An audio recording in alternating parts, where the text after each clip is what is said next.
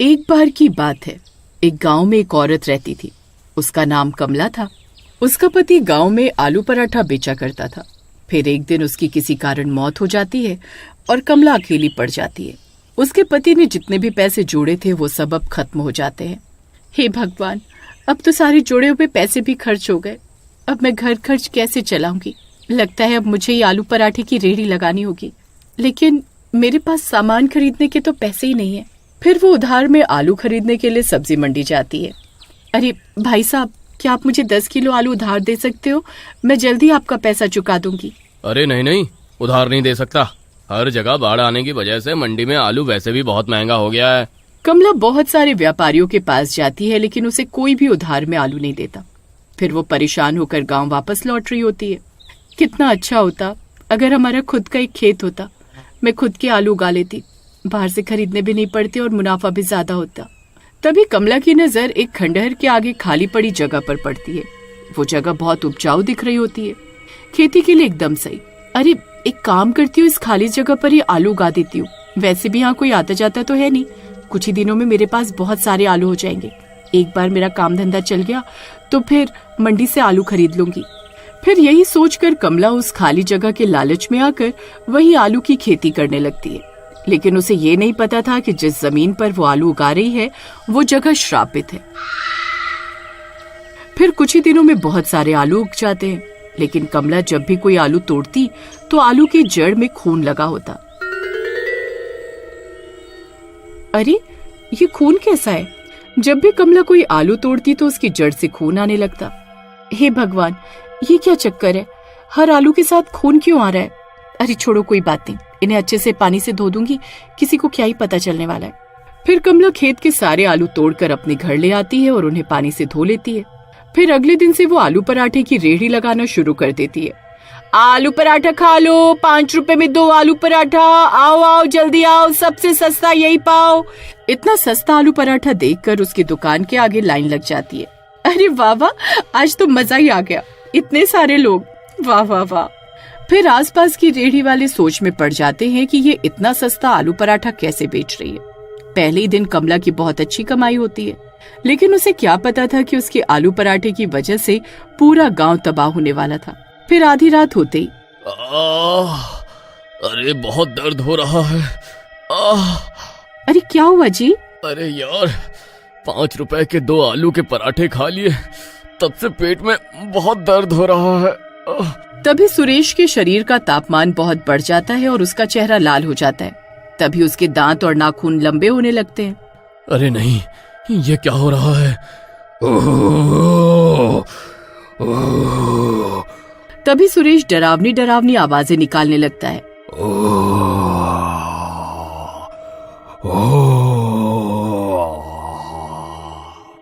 अरे कमबख्त, ये कैसी डरावनी डरावनी आवाजें निकाल रहा है? हे भगवान, ये नहीं क्या हो रहा है? तभी सुरेश देखते ही देखते भूत बन जाता है।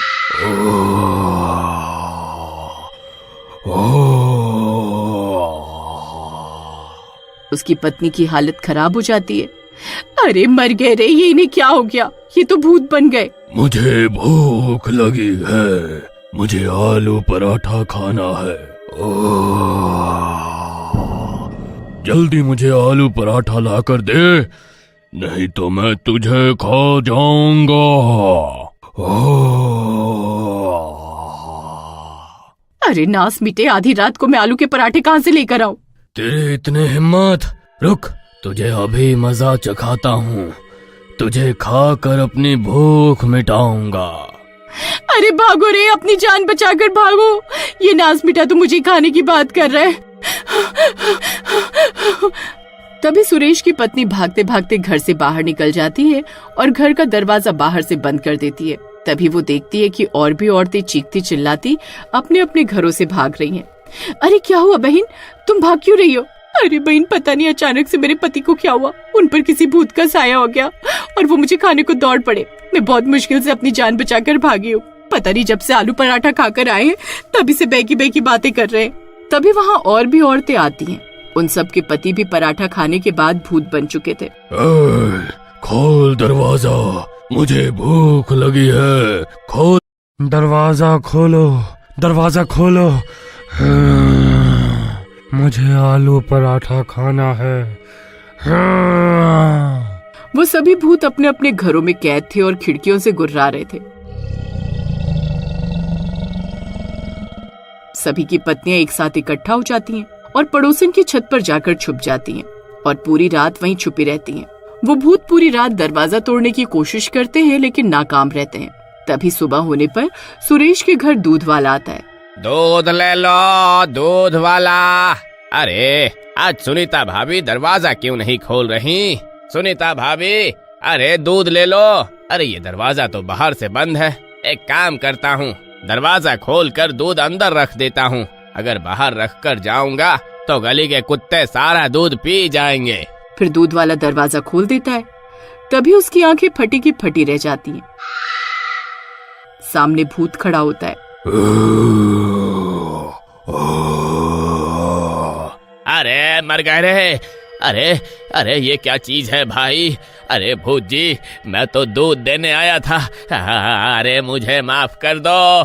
फिर दूध वाला दूध के कनस्तर वहीं फेंककर वहां से उल्टे पैर भागने लगता है।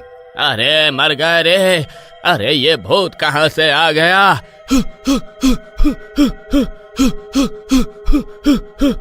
अरे नहीं, ये दूध वाले ने तो दरवाजा ही खुला छोड़ दिया, अब क्या होगा?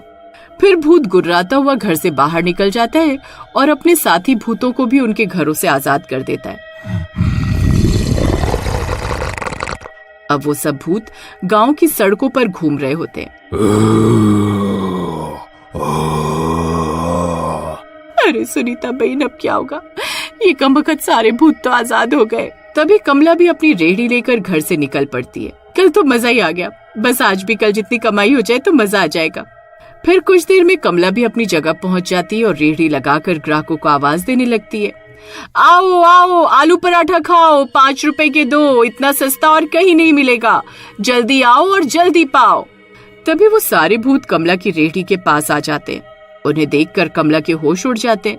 अरे मर गई रे, ये इतने सारे भूत कहाँ से आ गए? हाय, अब मैं क्या करूं? ओ कमला, जल्दी से आलू पराठा खिला। मैं कल रात से इसे खाने के लिए तड़प रहा हूँ।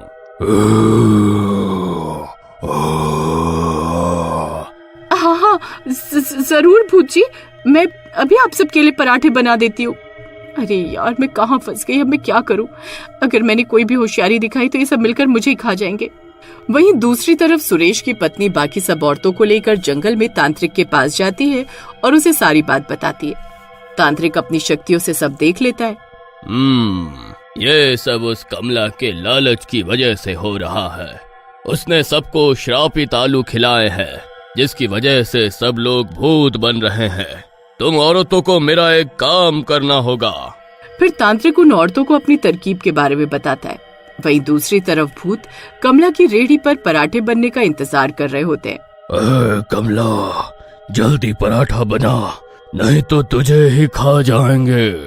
आज का दिन ही खराब है, एक तो बोनी भी नहीं हुई, ऊपर से नास पीटे भूत फ्री का खाना खाने आ गए।